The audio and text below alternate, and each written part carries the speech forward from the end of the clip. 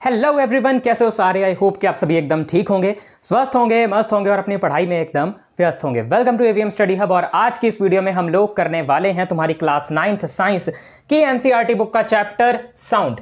और आज के इस एक ही चैप्टर को हम इस पूरी वीडियो में कंप्लीट कर देंगे, खत्म कर देंगे। इस चैप्टर के जितने भी इंपॉर्टेंट डेफिनेशंस हैं, टॉपिक्स हैं, उनके रिलेटेड जो भी फॉर्मूलाज हैं, टर्म्स हैं, सब कुछ कर लेंगे। ठीक है, चलो शुरू करते हैं, ज़्यादा टाइम वेस्ट नहीं करेंगे। सबसे पहले पढ़ते हैं इसकी इंट्रोडक्शन। इंट्रोडक्शन में है sound is a form of energy which produces a sensation of hearing in our ears. यानी कि साउंड जो है वो एक एनर्जी की ही दूसरी शक्ल है, एनर्जी की ही एक फॉर्म है, उसी का एक टाइप है जो कि प्रोड्यूस करता है एक सेंसेशन जो हमारे कानों तक पहुंचता है। यानी सीधी सी बात है, एक आवाज, साउंड एक आवाज है जो हमारे कानों तक पहुंचती है। और साइंस की भाषा में कहा जाए तो ये एक फॉर्म ऑफ एनर्जी है जो एक सेंसेशन प्रोड्यूस करती है जो हमारे कानों तक पहुंचती है। उसके बाद प्रोडक्शन ऑफ साउंड। आखिर ये साउंड प्रोड्यूस कैसे होती है, बनती कैसे है? Produced by vibrating objects. जब कोई भी ऑब्जेक्ट वाइब्रेट करता है तो उसमें से वो साउंड प्रोड्यूस होती है। अब जैसे मैं यहां पर तुम्हें कुछ ना कुछ बोल रहा हूं तो यहां तुम्हें साउंड जो आ रही है, तुम मुझसे पूछ सकते हो कि सर आप जो हमें बोल रहे हो, हमें उसकी साउंड आ रही है, तो उस टाइम पर तो कुछ वाइब्रेट हो ही नहीं रहा, कैसे साउंड पहुंच रही है? अरे तुम्हें किसने कह दिया? हमारे ये जो गले में वोकल कॉर्ड लगी हुई है वो वाइब्रेट होती है, जिस वजह से तुम्हें मेरी साउंड आ रही है। Vocal cords in our mouth vibrate to produce sound. हमारे ये जो मुंह में ये पीछे ये जो वोकल कॉर्ड लगी हुई है ना, वो वाइब्रेट होती है, जिस वजह से तुम्हें मेरी साउंड आ रही है। उसके बाद अगला टॉपिक है प्रोपेगेशन ऑफ साउंड।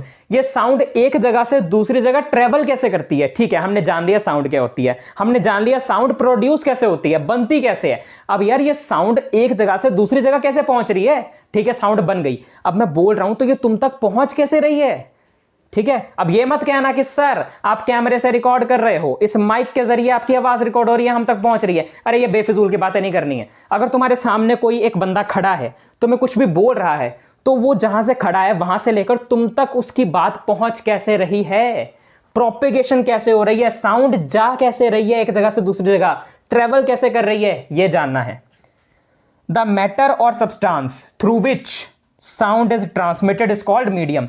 साउंड जिस एक जगह से जिस दूसरी जगह पर जाती है वो एक मीडियम के जरिए जाती है। यानी कि कोई ना कोई मीडियम उसे चाहिए जिसमें से साउंड ट्रेवल करेगी, जिसमें से साउंड जाएगी। जैसे अगर तुम्हें अपने घर से अपने स्कूल जाना है तो उसके मीडियम सबके लिए अलग अलग हो सकते हैं। कोई एक्टिवा पे जाएगा, कोई अपनी ही कार में जाएगा, कोई स्कूल की बस या वैन में जाएगा, है ना। वैसे तो मैं अपनी एक बात बताऊं, मैं ना अब यहां से ना मुझे एक बात बतानी है, मेरे दिमाग में एक चीज़ आई है, बड़ी फनी सी चीज़ आई है, ये मुझे बतानी है। देखो, जब मैं अपने स्कूल टाइम में था ना, तो अपने स्कूल टाइम में मैं जब क्लास 5th तक, हाँ क्लास 4th या 5th तक मैं बग्गी में जाता था स्कूल। बग्गी तुमने शायद देखी हो या ना देखी हो, मुझे नहीं पता, तुम सर्च कर लेना गूगल पे, तुम्हें मिल जाएगा कैसी दिखती है। एक बग्गी जो मैं जाता था मैं स्कूल, उसमें काफ़ी सारे बच्चे होते थे। अब वहाँ पर हम बग्गी में बैठे, वहाँ कई सारी चीज़ें होती थी। यानी कि जैसे ना कभी कभार बग्गी में हैवी वेट हो गया, भार ज़्यादा हो गया, ज़्यादा बच्चे बैठ गए, तो सभी बच्चों के उतरते टाइम कभी बग्गी पलट जाती थी। तो वहाँ पे उस टाइम पर काफ़ी बच्चों को चोट भी लगी होती। आते हुए एक बार मैं भी स्कूल से गिर गया था इसी वजह से। अब बग्गी में ना बहुत सारे ऐसे सीन्स होते थे, कभी उनका टायर फट गया, टायर पंचर हो गया, फिर वहाँ सारे बच्चों ने उतर के वेट करते रहनी है कब ये अंकल सही करेंगे, फिर हम घर जाएंगे तो ये सारे एक्सपीरियंस होते थे, बड़ा मज़ा आता था उस टाइम पे। अब याद तो आते हैं पर क्या कर सकते हैं, कुछ नहीं कर सकते। चलो उसके बाद अब साउंड की बात हो रही थी कि यहाँ पर सबके अलग अलग मीडियम होते हैं ना, एक जगह से दूसरी जगह जाने के लिए। वैसे साउंड को भी ट्रैवल करने के लिए ना मीडियम चाहिए। जैसे कि यहाँ पर हमारा चंटू खड़ा है, चंटू आ गया। सर आज तक हमने चंटू की शक्ल नहीं देखी, मैं बना देता हूँ, बहुत सुंदर शक्ल है इसकी। ये 2 आंखें हैं, एक नाक है। सर ये कैसी नाक है? डॉट जैसी नाक है। हाँ ऐसी है यार, कुछ नहीं कह सकते। अब ये ना कुछ बोल रहा है, ये मैंने लगा दिया इसका मुंह। सर मुंह नहीं दिख रहा है इसका। अरे यार तुम्हें क्या करना है देख के, इमेजिन कर लो ना, इतना तो इमेजिन कर सकते हो। अब ये कुछ बोल रहा है। सर थूक फेंक रहा है क्या मुंह से? नहीं, बोल रहा है। यहां पर सामने एक पार्टिकल है जो कि वाइब्रेट होता है इसके कुछ भी बोलने से। अब जैसे मैं बोलूंगा ना, मेरे सामने ये जो पार्टिकल है ये वाइब्रेट होगा। फिर इसके सामने एक और पार्टिकल्स है। हमारी हवा में ना सारे पार्टिकल्स हैं, एक पार्टिकल के आगे एक दूसरा पार्टिकल है। तो ऐसे ही इस पार्टिकल के वाइब्रेट होने की वजह से इसके साथ वाला भी वाइब्रेट होगा, यानी ये इस पार्टिकल पे फोर्स लगाएगा कि भाई मैं वाइब्रेट हो रहा हूं, तू भी वाइब्रेट हो, तू भी वाइब्रेट हो। फिर इसके साथ वाला वाइब्रेट होगा, फिर इसके साथ वाला वाइब्रेट होगा। ऐसे ही करते करते जितने भी पार्टिकल्स हैं वो सारे वाइब्रेट होंगे।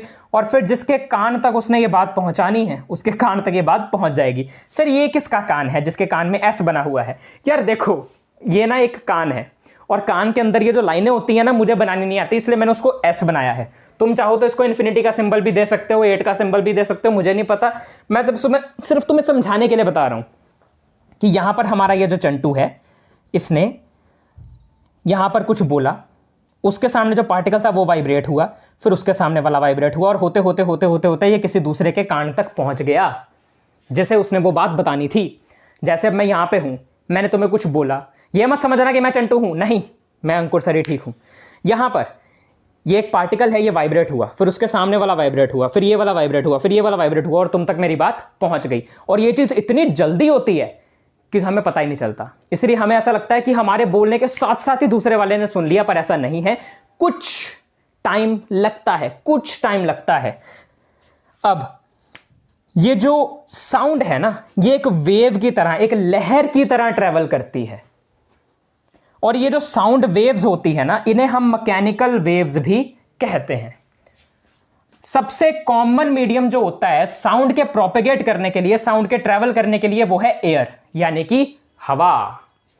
हवा सबसे एक कॉमन चीज है, कॉमन मीडियम है जिसमें से ये जो वेव है, साउंड वेव है या फिर साउंड है, वो ट्रेवल करती है, प्रोपेगेट करती है। अब अगर मैंने यहां पर कोई एक ऑब्जेक्ट ले लिया, समझ लो ये मेरे पास एक ऑब्जेक्ट है, ये ऑब्जेक्ट को मैंने यहां से वाइब्रेट किया, मैंने इस पे ऐसे इसको वाइब्रेट किया, इस पे ऐसे मारा, तो ये वाइब्रेट होना शुरू होगा, हिलेगा, वाइब्रेट होगा। अब ये वाइब्रेट हो रहा है तो होगा क्या, इसके आसपास में जितने भी पार्टिकल्स हैं ना, उनमें से कुछ पार्टिकल्स जो इसके कांटेक्ट में हैं वो एकदम पास में आ जाएंगे, कुछ पार्टिकल्स जो इससे थोड़े से दूर हैं वो इससे थोड़े से दूर दूर चले जाएंगे और उसके वाले फिर से थोड़े से पास पास में होंगे। यानी कि जिस रीजन में ये जो पार्टिकल्स हैं वो बिल्कुल आस में पास पास, मतलब ये जो पार्टिकल्स हैं ये बिल्कुल आसपास में जब आ जाएंगे तो इस रीजन को कहा जाता है कंप्रेशन वाला रीजन। और जब पार्टिकल्स दूर दूर होते हैं उस रीजन को कहा जाता है रेयरफेक्शन वाला रीजन।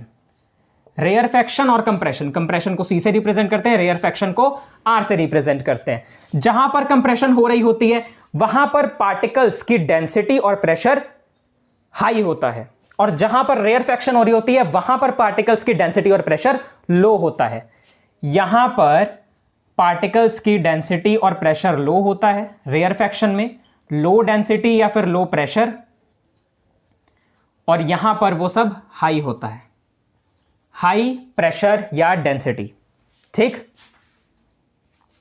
उसके बाद ये एक वाइब्रेशन अगर मैंने करी तो वो एक बार वाइब्रेशन करने से एक कंप्रेशन और एक रेयरफेक्शन प्रोड्यूस होगा। एक बार वाइब्रेट करने से एक कंप्रेशन और एक रेयरफेक्शन प्रोड्यूस होगा, और यह तब तक प्रोड्यूस होता रहेगा जब तक ऑब्जेक्ट वाइब्रेट कर रहा है। Keep producing till object vibrates. और ये जो हमारी साउंड है ये वैक्यूम के जरिए ट्रेवल नहीं करती है, वैक्यूम के थ्रू ट्रेवल नहीं करती है। वैक्यूम क्या होता है? वो वैक्यूम क्लीनर वाला वैक्यूम? अरे नहीं, वैक्यूम होता है एक ऐसा एरिया जहां पर आसपास कोई भी पार्टिकल्स हो ही ना, where there is no particles, कोई पार्टिकल्स ही नहीं होंगे, तो फिर वहां से साउंड ट्रेवल ही नहीं करेगी और तुम्हें मेरी कोई आवाज नहीं आएगी। उस टाइम पे तुम्हें पता है कि क्या सुनाई देगा जब मैं कुछ भी बोलूंगा? समझ लो हम एक ऐसे कमरे में खड़े हैं जहां पे कोई पार्टिकल ही नहीं है, वैक्यूम है। उस टाइम पर मैं तुम्हें जो भी बोलूंगा, मतलब उसके में तुम्हें कोई आवाज नहीं आएगी, तुम्हें समझ ही नहीं आएगा कि मैं क्या बोल रहा हूं। मैंने अपनी आवाज यहां पे बंद कर ली थी, तुम्हारा फोन खराब नहीं हुआ, वॉल्यूम बटन चेक करने की जरूरत नहीं है। उसके बाद sound waves are longitudinal waves. Sound waves जो हैं वो लॉन्गिट्यूडिनल वेव्स होती हैं। सर लॉन्गिट्यूडिनल वेव्स क्या होती हैं ये तो बताओ। यार देखो, लॉन्गिट्यूडिनल वेव्स तब बनती हैं जब कोई भी पार्टिकल इस तरह से मूव कर रहा हो, आगे पीछे ऑसिलेट कर रहा हो, ठीक है, ऑसिलेट या वाइब्रेट या मूव कर रहा हो, जो मर्जी कह लो। और जो पार्टिकल और साउंड है उनकी मूवमेंट की डायरेक्शन भी सेम हो, उस टाइम पर लॉन्गिट्यूडिनल वेव बनती है। वेव वैसे एक और तरह की होती है जो कि है transverse wave. Sound transverse wave वाली नहीं है। साउंड जो है वो साउंड वेव सिर्फ लॉन्गिट्यूडिनल वेव्स ही होती हैं। वैसे नॉलेज के लिए बता रहा हूं, तुम्हारी एनसीईआरटी में भी गिवन है कि ट्रांसवर्स वेव भी होती हैं, और ट्रांसवर्स वेव तब बनती हैं जब ये साउंड और जो पार्टिकल मूव कर रहा है वो एक दूसरे की परपेंडिकुलर डायरेक्शन में मूव करे। यानी कि अगर साउंड इधर है तो वो पार्टिकल ऊपर की तरफ ऐसे मूव कर रहा होगा, दोनों में 90 डिग्री का एंगल बनेगा। ठीक, तो यहां तक पहले देखो, ध्यान से समझो, नोट करो, फिर हम आगे बढ़ेंगे और देखेंगे साउंड वेव्स के कुछ कैरेक्टरिस्टिक्स, कुछ उसकी विशेषताएं, कुछ उसके रिलेटेड टर्म्स हम पढ़ेंगे। यहां तक हमने सबसे पहले इंट्रोडक्शन देखी, साउंड क्या होती है, साउंड प्रोड्यूस कैसे होती है, साउंड ट्रेवल कैसे करती है, और साउंड वेव्स लॉन्गिट्यूडिनल वेव हैं, इसके ऊपर हमने कुछ चर्चा करी है। अब कैरेक्टरिस्टिक्स ऑफ साउंड वेव्स देखते हैं, तब तक के लिए इतना नोट कर सकते हो। तो चलो अब हम आगे बढ़ते हैं और करते हैं कैरेक्टरिस्टिक्स ऑफ साउंड वेव्स। जो एक साउंड वेव होती है उसमें कुछ टर्म्स आती हैं, कुछ उसकी विशेषताएं हैं, उसके बारे में हम देखने वाले हैं। ठीक है, तो साउंड वेव जो है वो कुछ इस तरीके की रहेगी।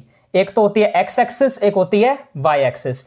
एक्स एक्सिस पे हमें लेना है या तो प्रेशर या तो डेंसिटी, प्रेशर और डेंसिटी में से कुछ भी एक, और यहां पर हमें लेना है डिस्टेंस एक्स एक्सिस पर, वाई एक्सिस एक्स एक्सिस। अब यहां पर मैं एक वेव बना लेता हूं तुम्हें समझाने के लिए। ठीक है, ये मैंने बना ली एक वेव, वैसे और भी आगे बन सकती है, फिलहाल समझाने के लिए इतनी लेते हैं। यहां पर ये जो ऊपर की तरफ पहाड़ बनता है, ये ऊपर की तरफ ये जो पहाड़ बनते हैं इन्हें हम कहते हैं क्रेस्ट, और ये जो नीचे की तरफ बनेंगे ना, इसका एक ट्रफ कंप्लीट कर देता हूं मैं इस तरीके से, और फिर ये जो नीचे की तरफ पहाड़ बनेंगे ना इन्हें हम कहते हैं ट्रफ, TROUGH। कई बच्चे इसे ट्रॉ बोलते हैं, कई कुछ भी बोलते हैं। यार देखो, स्पेलिंग याद रखो, इसका कंसेप्ट याद रखो कि ये होता क्या है, बाकी जो बोलना है बोल लो। एग्जाम में तुम्हें किसी को प्रोनाउंसिएशन नहीं पता क्या नहीं इसकी, कि इसको ट्रफ बोलते हैं या ट्रो बोलते हैं, एग्जाम में लिख के आना है। तो स्पेलिंग याद रखना, कंसेप्ट याद रखना, बस, बाकी जो बोलना है बोल लो। अब जो बोलना है बोल लो का मतलब ये नहीं है कि कुछ भी बोल दो, इससे मिलता जुलता ही बोलना। और स्पेलिंग है TROUGH और बोल रहे हो हाथी, इतना भी नहीं बोलना अलग। ठीक है, कुछ भी बोल लो का मतलब कुछ भी नहीं होता। ठीक है, थोड़ा सा मिलता जुलता होना चाहिए। ऊपर वाले पहाड़ों को क्रेस्ट, नीचे वालों को ट्रफ। यहां से यहां तक की इसकी जो एक वेव की हाइट होती है उसे कहते हैं एम्पलीट्यूड, जिसको रिप्रेजेंट किया जाता है A से।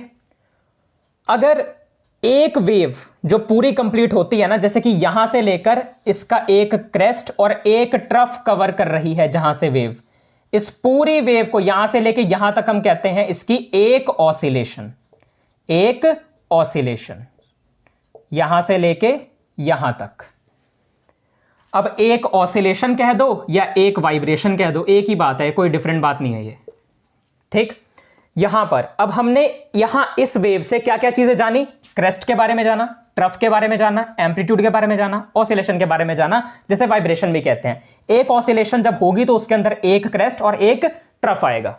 ठीक, उसके बाद एम्पलीट्यूड के बारे में कुछ चीजें और जानते हैं। एम्पलीट्यूड से हमें पता चलता है कि किसी भी साउंड में कितनी मैक्सिमम, कितनी ज्यादा या कितनी मिनिमम, कितनी कम डिस्टर्बेंस हुई है, यानी कि कितनी लाउडनेस से कोई भी साउंड है वो हमें एम्पलीट्यूड से पता चलता है। एम्पलीट्यूड ज्यादा तो साउंड की लाउडनेस भी ज्यादा, ऊंची साउंड, और अगर एम्पलीट्यूड कम तो साउंड की लाउडनेस भी कम। ठीक, उसके बाद आती है फ्रीक्वेंसी, जिसको रिप्रेजेंट किया जाता है इस सिंबल से। यह सिंबल होता है न्यू का, न्यू, NU, न्यू। फ्रीक्वेंसी होती है नंबर ऑफ ऑसिलेशंस पर सेकेंड, यानी कितनी ऑसिलेशंस एक सेकेंड में हो रही हैं, वो होती है फ्रीक्वेंसी। जितनी फ्रीक्वेंसी ज्यादा होगी उतनी साउंड की पिच ज्यादा होगी। फ्रीक्वेंसी का यूनिट होता है हर्ट्ज, जिसको HZ से दिखाया जाता है, रिप्रेजेंट किया जाता है। फिर आते हैं टाइम पीरियड, जिसको T से रिप्रेजेंट किया जाता है, कैपिटल T। टाइम पीरियड होता है time taken to complete one oscillation, एक ऑसिलेशन कंप्लीट करने में जितना भी टाइम लगता है वो होता है टाइम पीरियड। कैपिटल T से इसको डिनोट या रिप्रेजेंट किया जाता है। अब न्यू यानी फ्रीक्वेंसी और T यानी टाइम पीरियड के बीच में क्या रिलेशन है वो जानने वाले हैं। न्यू इज इक्वल टू होता है 1/T। यानी कि फ्रीक्वेंसी होता है 1 अपॉन टाइम पीरियड। ये फॉर्मूला है, नोट कर लो, बड़ा काम आएगा। उसके बाद वेवलेंथ क्या होती है, जिसको लैम्डा से डिनोट या रिप्रेजेंट किया जाता है, इस सिंबल को कहते हैं लैम्डा। लैम्डा अगर इसका स्पेलिंग बताऊं तो वो होते हैं LAMBDA, लैम्बड़ा, पर इसको बोला जाता है लैम्डा। बी मत बोल देना साथ में और लैम्बड़ा बन जाएगा। ये होता है डिस्टेंस बिटवीन टू क्रेस्ट और ट्रफ, यानी ये एक क्रेस्ट है, ये दूसरा क्रेस्ट है, इसके बीच की डिस्टेंस सॉरी हो गई हमारी वेवलेंथ। या तो दो क्रेस्ट के बीच की डिस्टेंस, या फिर एक क्रेस्ट ये ट्रफ ये हो गया, दूसरा ट्रफ ये हो गया, इनके बीच की डिस्टेंस। कोई भी दो क्रेस्ट या कोई भी दो ट्रफ के बीच की जो लेंथ होती है, डिस्टेंस होती है, उसी को वेव लेंथ कहते हैं। अब कुछ डायग्राम्स बने हुए हैं यहां पे। अगर लो पिच की साउंड होगी तो ऐसा डायग्राम होगा, वाई एक्सिस पे वेव डिस्टर्बेंस ले ली और एक्स एक्सिस पे टाइम ले लिया। अगर हाई पिच साउंड है तो डायग्राम कुछ ऐसा होगा। यहां पे मैंने 2 कॉमे डाले हैं, इसका मतलब यहां पे भी वेव डिस्टर्बेंस ही आनी है और यहां पे भी टाइम ही आना है। एग्जाम में यहां पे 2 कॉमे मत डाल देना, यहां पे तुम्हें वेव डिस्टर्बेंस और टाइम पूरा पूरा लिखना होगा। डायग्राम्स पे नजर मार लो, हाई पिच साउंड का डायग्राम ऐसा होगा, सॉफ्ट साउंड का ऐसा होगा, 2 कॉमे मतलब wave disturbance time, loud sound का ऐसा होगा, ठीक, वेव डिस्टर्बेंस टाइम। डायग्राम्स पे नजर मार लो, पूछे जा सकते हैं। लो पिच के लिए कौन सा डायग्राम होगा, हाई पिच के लिए, सॉफ्ट साउंड के लिए, लाउड साउंड के लिए कौन से डायग्राम्स होंगे, देख लो। अब हम आगे बढ़ते हैं और अब टोन, नोट, नॉइस का कॉन्सेप्ट समझते हैं और आगे जितने भी तमाम टॉपिक्स इस चैप्टर के बचे हुए हैं वो भी करते हैं। इतना नोट कर सकते हो। चलो अब हम आगे बढ़ते हैं और करते हैं आगे के टॉपिक्स। अब देखो यार, जो साउंड फॉर्म होती है, जो बनती है किसी एक फ्रीक्वेंसी से, उसे हम कहते हैं टोन।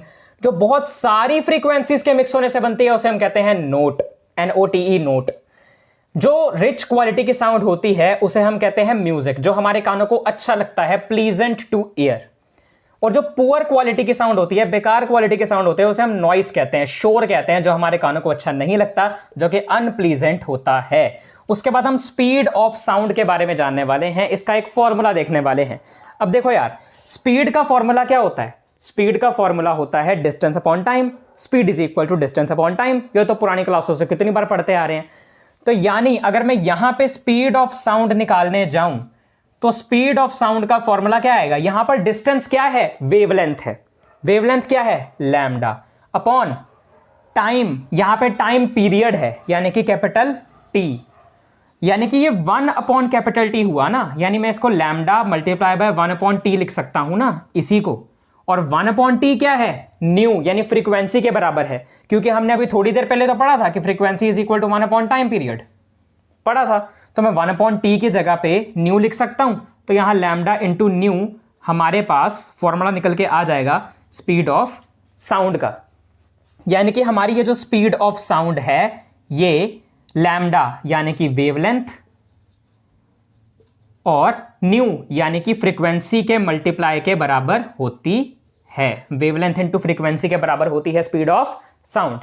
उसके बाद ये जो स्पीड ऑफ साउंड है ना, ये सेम रहती है किसी एक गिवन मीडियम में जब तक आपस में आसपास में जितनी भी फिजिकल कंडीशंस हैं वो सेम हैं। दोबारा सुनो, ये जो स्पीड ऑफ साउंड है ये सेम रहती है जब तक आसपास की फिजिकल कंडीशंस सेम हैं किसी भी एक गिवन मीडियम में, ठीक। उसके बाद इंटेंसिटी का कॉन्सेप्ट आता है। इंटेंसिटी क्या है कि कोई भी बंदा कितनी तेज बोल रहा है वो उसके बोलने की इंटेंसिटी है। तेज बोलेगा तो इंटेंसिटी ज्यादा, धीरे बोलेगा तो इंटेंसिटी कम। डेफिनेशन देखते हैं। The amount of sound energy passing each second through unit area is called intensity of sound. यहां पर उसको थोड़ा साइंस की भाषा में लिखा हुआ है कि साउंड एनर्जी की कितनी मात्रा यानी कितनी अमाउंट में जो साउंड एनर्जी है वो 1 सेकंड में किसी यूनिट एरिया से पास हो रही है, जा रही है, वो इंटेंसिटी है। उसके बाद लाउडनेस। लाउडनेस यानी कि कितनी जोर से वो चिल्ला रहा है, उस कितना लाउड है वो, या फिर हमारे कानों तक आवाज वो कितनी पहुंच रही है। It is a measure of the response to the ear of the sound. समझ आया? ये मेजर है कि कितनी साउंड का रिस्पॉन्स हमारे कानों तक पहुंच रहा है। लाउडनेस, कितनी ऊंची है साउंड। अब अगला टॉपिक है speed of sound in different media, यानी डिफरेंट मीडियम्स में डिफरेंट साउंड के ट्रेवल करने के जरियों में से कौन से जरियों में से कौन से मीडियम में से साउंड किस तरह से ट्रेवल कर रही है वो देखना है। Speed of sound depends on, speed of sound किन चीजों पे डिपेंड करती है? पहला टेम्परेचर क्या है, टेम्परेचर पे भी डिपेंड करती है, और दूसरा मीडियम क्या है। टेम्परेचर पे कैसे डिपेंड करेगी? देखो टेम्परेचर पे डिपेंड करेगी इस तरह से, अगर 22 डिग्री सेल्सियस का टेम्परेचर है तो स्पीड ऑफ साउंड 344 मीटर पर सेकेंड होगी। अगर टेम्परेचर 0 डिग्री सेल्सियस है तो साउंड की स्पीड 331 मीटर पर सेकेंड होगी। मीटर पर सेकेंड जो है वो स्पीड की यूनिट है। उसके बाद मीडियम पे कैसे डिपेंड करेगी? अगर कोई सॉलिड मीडियम है तो उसमें साउंड की स्पीड लिक्विड वाले से ज्यादा होगी, और अगर कोई लिक्विड मीडियम है तो लिक्विड की गैस वाले मीडियम से ज्यादा होगी। यानी solid is greater than liquid is greater than gas. Solid में साउंड सबसे तेज ट्रैवल करेगी, उससे कम लिक्विड में और उससे कम गैस में। अब आगे रिफ्लेक्शन ऑफ साउंड के बारे में जानते हैं। रिफ्लेक्शन ऑफ साउंड, सुना सुना लग रहा है ना वर्ड? याद है एक लॉ ऑफ रिफ्लेक्शन पढ़ा था? नहीं याद तो मैं याद करवाऊं। कुछ इस तरीके से होता था वो, यहां पर जैसे एक मिरर लगा है, उसकी एक साइड पॉलिश्ड है और एक साइड रफ है। जो साइड रफ होती है वहां पे एक तो नॉर्मल खींचा जाता है, ये होती है हमारी एक नॉर्मल रे, और यहां से एक नीचे से इंसिडेंट रे आती है। इंसिडेंट रे आके यहां पे नॉर्मल के साथ में एक इंसिडेंट एंगल बनाती है, फिर यहां पर टकरा के रिफ्लेक्ट हो जाती है, रिफ्लेक्ट होके नॉर्मल के साथ में वो एक एंगल ऑफ रिफ्लेक्शन बनाती है। और ये जो एंगल ऑफ रिफ्लेक्शन और एंगल ऑफ इंसिडेंस है ये आपस में बराबर होते हैं। ये एंगल ऑफ इंसिडेंस और एंगल ऑफ रिफ्लेक्शन आपस में बराबर होते हैं। और यही रिफ्लेक्शन का कॉन्सेप्ट जो है ये साउंड पे भी लगता है। ऑल्सो ये साउंड पे भी लगता है। सर साउंड के स्पेलिंग गलत है। अरे मुझे पता है यार, ये लो रहा है, सही से लिख दिए। साउंड में भी यही चीज एप्लीकेबल होती है कि साउंड एक जगह से हम बोलते हैं जाती है, वहां से टकरा के हमारे पास वापस भी आती है। अब इसमें हमें दो चीजें पढ़नी है, एको और रिवर्बरेशन। इसी रिफ्लेक्शन ऑफ साउंड के कंसेप्ट के अंदर, टॉपिक के अंदर। एको क्या होती है? आवाज जब गूंज के वापस आती है ना हमारे पास, यानी आवाज गई और जाके वापस आई, ये एको हुई। यानी जैसे बाथरूम में तुम जब जाते हो तो वहां पे तुम्हारी आवाज गूंजती है ना, तुम बोलते हो और फिर वहां पे वापस आती है आवाज। हाँ, आवाज का गूंजना ही एको है। जब हमारी ओरिजिनल साउंड जो हमने बोला और जो रिफ्लेक्ट होके आई साउंड, ये एको है। अब एको होने के लिए कुछ चीजें होना जरूरी है। यानी कि ऐसा तो नहीं है ना, जैसे अब मैं तुमसे बोल रहा हूं, यहां एको थोड़ी हो रही है। अब तुम बाथरूम में जाकर कुछ भी बोलोगे तो एको होगी। अब तुम अपने कमरे में बैठ के कुछ भी बोल रहे हो, अपने क्लासरूम में कुछ भी बोल रहे हो, वहां एको थोड़ी ना होती है। पर एको कब कब होती है, किस सिचुएशन में होती है? जब ओरिजिनल आवाज जो मैं बोल रहा हूं और जो रिफ्लेक्ट होकर मेरी तरफ आ रही है, ये ओरिजिनल आवाज में और उसके रिफ्लेक्ट होने के बीच में 17.2, मेरा मतलब 17.2 मीटर का जो गैप है वो होना चाहिए। या अगर दूसरे शब्दों में कहें तो 0.1 सेकेंड का डिफरेंस होना चाहिए ओरिजिनल साउंड के जाने में और वहां से उस साउंड के रिफ्लेक्ट होने में। एको होने के लिए ओरिजिनल और रिफ्लेक्टेड साउंड के बीच में या तो वन क्यों बोल रहा हूं मैं, ओरिजिनल या रिफ्लेक्टेड साउंड के बीच में 17.2 मीटर का गैप होना चाहिए, और या फिर मैं कहूं तो 0.1 सेकेंड का डिफरेंस कम से कम होना चाहिए एको होने के लिए। फिर आते हैं रिवर्बरेशन। रिवर्बरेशन क्या होती है? Repeated reflection of sound. जब कोई भी साउंड जो है वो बहुत ज्यादा बार रिपीटेडली रिफ्लेक्ट हो रही हो, यानी बहुत ज्यादा बार गूंज के वापस आ रही हो, उसे रिवर्बरेशन कहेंगे, जो हमारे कानों को बिल्कुल भी अच्छी नहीं लगती, अनप्लीजेंट टू ईयर। ठीक, तो यहां तक हमने क्या क्या पढ़ लिया? सबसे पहले तो पढ़ा कि साउंड जो एक फ्रीक्वेंसी से बनती है वो टोन है, बहुत सारी फ्रीक्वेंसी से बनती है वो नोट है, रिच क्वालिटी है की है तो music, pleasant two year, poor quality की है तो noise, unpleasant two year. Speed of sound जो है उसके बारे में पढ़ा, फॉर्मूला देखा, फिर उसी के लिए कुछ और तमाम चीज़ों के बारे में पढ़ा, इंटेंसिटी के बारे में पढ़ा, लाउडनेस के बारे में पढ़ा, स्पीड ऑफ साउंड अलग अलग मीडियम में किस तरह की होती है, किस चीज़ पे डिपेंड करती है, रिफ्लेक्शन ऑफ साउंड क्या होती है, एको क्या होता है, रिवर्बरेशन क्या होता है, एको कब होती है कब नहीं होती है, सब कुछ जान लिया है। अब थोड़े से टॉपिक्स और बचे हुए हैं, जैसे कि रिवर्बरेशन जो है, यहाँ पे मल्टीपल बार साउंड रिफ्लेक्ट हो रही है। अब ये मल्टीपल रिफ्लेक्शन ऑफ साउंड के कुछ ना कुछ फायदे भी हैं, वो देखेंगे। उससे जुड़े कुछ टॉपिक्स, रेंज ऑफ हियरिंग, उसके बाद एप्लीकेशंस ऑफ अल्ट्रासोनिक वेव्स, ये सब देखने वाले हैं। तब तक के लिए इतना नोट करो, फिर मैं आगे बढ़ता हूं। तो चलो यार, अब इस चैप्टर के अगले टॉपिक को पढ़ते हैं और इस चैप्टर को भी अब कंप्लीट कर देते हैं। ये कुछ आखिरी के कुछ टॉपिक्स बचे हुए हैं, इन्हें हम अभी कंप्लीट कर देंगे। देखो यार, सबसे पहले uses of multiple reflection of sound. अब साउंड की जो मल्टीपल रिफ्लेक्शन के बारे में हमने पढ़ा, यानी कि रिवर्बरेशन, उसके कुछ यूजेस भी हैं। पहला तो मेगाफोन्स में, हॉर्न्स में, लाउड हेलर्स में इन सब का यूज होता है। वो जो बाहर सब्जी वगैरह बेचने आते हैं, रद्दी वगैरह लेने आते हैं, वो यहाँ पर अपने साउंड बॉक्स में बोल रहे होते हैं ना, या फिर ये जो हॉर्न्स होते हैं, मेगाफोन्स होते हैं, उसमें बोल रहे होते हैं ना, सब्जी ले लो, भिंडी ले लो, तोरी ले लो, ये सब ले लो, वो मतलब यही ना, ये सब बोल रहे होते हैं, तो उसमें ये सब यूज़ होते हैं। दूसरा, स्टेथोस्कोप्स में जो डॉक्टर्स यूज़ करते हैं। तीसरा, इन मूवी थिएटर, कॉन्सर्ट हॉल्स वगैरह, यानी मूवी थिएटर, कॉन्सर्ट हॉल्स में भी यूज़ होता है, ताकि दूर तक बैठी ऑडियंस को भी आवाज़ आ जाए।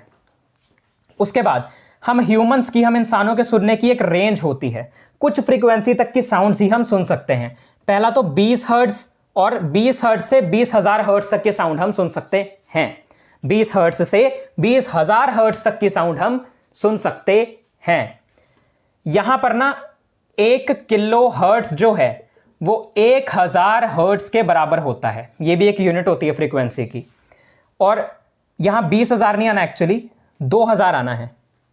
हाँ, 20,000 ही है, सॉरी मैं खुद कंफ्यूज हो रहा हूं। यानी कि ये 20 किलो हर्ट्ज की साउंड, 20 से लेकर 20 किलो हर्ट्ज तक की साउंड हम ह्यूमंस जो हैं वो सुन सकते हैं। मुझे एक बार कंफर्म करने दो कि 20,000 ही है या फिर 20 है। 20,000 है, डन। आगे बढ़ते हैं। जो 20 हर्ट्ज से नीचे की जितनी भी साउंड्स होती हैं उसे हम इंफ्रासोनिक वेव्स कहते हैं, जो वेल्स, एलिफेंट्स वगैरह निकालते हैं। जो 20,000 हर्ट्ज से ऊपर की साउंड्स होती हैं उसे हम अल्ट्रासोनिक वेव्स या अल्ट्रासाउंड कहते हैं, जो बैट्स या डॉल्फिन्स वगैरह निकालते हैं। अब ये जो अल्ट्रासाउंड है, इसके कुछ एप्लीकेशंस भी हैं, कुछ यूजेस भी हैं हमारी रोजमर्रा की जिंदगी में, आसपास में। ठीक, सबसे पहले तो ये जो फ्लॉज और डिफेक्ट होते हैं ना किसी भी मेटल के ब्लॉक्स में, उसे डिटेक्ट करने के काम में आता है। कई कबार ना कई सारी इंडस्ट्रीज में मेटल के बहुत ही बड़े बड़े ब्लॉक्स होते हैं, और वो हम ऐसे देख के नहीं बता सकते कि इसमें क्या डिफेक्ट है या क्या फ्लॉ है, क्या गलती है। तो वो ये अल्ट्रासाउंड की मदद से बताया जा सकता है। अल्ट्रासोनोग्राफी में ये यूज होता है, पहला हो गया। दूसरा, अल्ट्रासोनोग्राफी मतलब जो इंटरनल ऑर्गन्स वगैरह होते हैं उन्हें देखने में, उनकी फोटो वगैरह लेने में, उन्हें स्कैन करने में काम आता है। तीसरा, use to break small stones of kidney into fine grains. जब भी किसी के पथरी बन जाती है, किडनी हो जाती है, किडनी हो जाती है बोल रहा हूँ, किडनी में स्मॉल स्मॉल स्टोन्स आ जाते हैं, तो उनमें उन्हें ब्रेक करने के काम आता है, छोटे छोटे टुकड़ों में, यानी फाइन ग्रेन्स में। उसके बाद सोनार, सोनार मतलब कि साउंड नेविगेशन एंड रेंजिंग में ये काम आता है। ठीक है, यानी कि सी लेवल की डेप्थ वगैरह जानने के काम आ गया, और ऐसे ही ये सोनार में और भी कई सारी चीजें इसमें आती हैं। उसके बाद इकोकार्डियोग्राफी में इसका इस्तेमाल होता है, यानी कि जो हार्ट की इमेज होती है, दिल की, उसके लिए भी ये काम आता है। ठीक, और इसके ऊपर मुझे एक जोक याद आया, सोशल मीडिया पे कुछ टाइम पहले हुआ था, कि वैसे तो सब इस तरीके से हार्ट बनाते हैं ना, इस तरीके से सब हार्ट बनाते हैं। अब अगर किसी ने असली का हार्ट देख लिया ना, साइंस वाला, प्यार करने का दिल नहीं करेगा, इतना भयंकर होता है वो। उसके बाद squeaks of bats to know when a bat is flying nearby and are able to escape capture. यानी कि जब ये वाली साउंड बैट निकालता है ना, तो इसकी इस साउंड को आसपास के वो सारे जानवर या फिर वो सारे जीव जंतु सुन सकते हैं जिनके लिए ये बैट हानिकारक है, और फिर वो इससे बच जाते हैं ताकि ये बैट उन्हें ना पकड़ पाए। बाकी बैट जो है इस साउंड के जरिए ये भी पता कर लेता है कि कितनी दूर जो है कोई ना कोई दीवार है जिससे वो उस दीवार से टकरा ना जाए, क्योंकि ये जो इसकी अल्ट्रासोनिक साउंड है ना, वेव है, वो जाती है उस दीवार से टकराती है और इसके पास वापस आ जाती है। तो इससे पता चल जाता है कि इतनी दूर यहां पर कोई ना कोई दीवार है ताकि ये टकरा ना जाए। दरअसल ये बैट ना ज्यादातर रात को निकलता है ना बाहर, तो कुछ दिखाई नहीं देता है रात को, तो इन्हीं साउंड्स की मदद से वो ये सब कुछ चीजें करता है। उसके बाद rats also play games by producing ultrasound. जो चूहे होते हैं, रैट्स होते हैं, वो भी इन अल्ट्रासाउंड की मदद से कुछ ना कुछ गेम्स वगैरह खेलते हैं इन्हें प्रोड्यूस करके। यानी सीधा सा कहा जाए, ये जो अल्ट्रासाउंड है इसके बहुत सारे इंडस्ट्रियल एंड मेडिकल एप्लीकेशंस हैं। इंडस्ट्रियल एरिया में, इंडस्ट्रीज में और मेडिकल सेक्टर में भी इसके काफी सारे यूजेस हैं। इसी के साथ हमारा ये चैप्टर जो है वो कंप्लीट होता है, और चैप्टर के साथ साथ तुम्हारा ये साइंस का पूरा सिलेबस कंप्लीट होता है। सिर्फ एक चैप्टर पढ़ा है, इंप्रूवमेंट इन फूड रिसोर्सेज। बच्चा सा चैप्टर है, छोटा सा चैप्टर है, चुन्नू मुन्नू सा चैप्टर है, जो तुम्हारी बायोलॉजी एजुकेटर कनिका मैम अभी करवा देंगी, कुछ शायद एक दिन के अंदर अंदर ही करवा देंगी। अभी हो सकता है कि 2 चैप्टर्स की वीडियो इकट्ठी ही आ गई हो, कुछ कह नहीं सकते। पर कहने का मतलब ये है कि यहां पर इसी चैप्टर के साथ तुम्हारा सिलेबस भी खत्म होता है। मैंने जो कमिटमेंट करी थी, जो तुम लोगों से प्रॉमिस किया था, वो मैंने पूरा किया है। दिन रात जागकर जैसे मर्जी मैंने तुम्हारा पूरा सिलेबस कंप्लीट करवा दिया है क्लास 9th साइंस का। अब मुझे मत कहना कि आपने सर सिलेबस नहीं कंप्लीट करवाया। यार बीच में कई सारी चीज़ें ऐसी हो गई थी चैनल पर बहुत सारी प्रॉब्लम्स आ गई थी, मेरे दिमाग पे बहुत ज़्यादा स्ट्रेस आ गया था बहुत सारी चीज़ों का, जिस वजह से बीच में वीडियोज़ आनी थोड़ी देर के लिए बंद हो गई थी और मैं डिटेल में सिलेबस को कंप्लीट नहीं करवा पाया। पर फिर भी मैंने अपनी 1 शॉट वीडियोस में कोई कसर नहीं छोड़ी है। मैंने कोशिश किया है कि हर एक टॉपिक की उसकी डेफिनेशन, उसका रिलेटेड कोई भी फॉर्मूला है, डेरिवेशन है, तुम्हें सब कुछ करवाया है। फिजिक्स के सिर्फ न्यूमेरिकल्स कवर नहीं हो पाए हैं, वो भी सिर्फ इसलिए क्योंकि टाइम की शॉर्टेज है। अगर मेरे पास टाइम होता तो मैं पक्का न्यूमेरिकल्स भी करवाता, न्यूमेरिकल्स के लिए अलग वीडियो लेके आता, पर टाइम कम है। मोस्ट ऑफ द स्टूडेंट्स के 22 फेब से एग्जाम स्टार्ट हो रहे हैं, तो इसीलिए सब कुछ नहीं हो सकता। जाने से पहले एक चीज़ कहना चाहूँगा कि यार देखो, अब तुम्हारे एग्ज़ाम्स आने वाले हैं। अब इसके बाद तुम मोस्ट प्रोबेबली अपने लिखने जाओगे, एग्ज़ाम देने जाओगे। ध्यान से सुनना इस चीज़ को।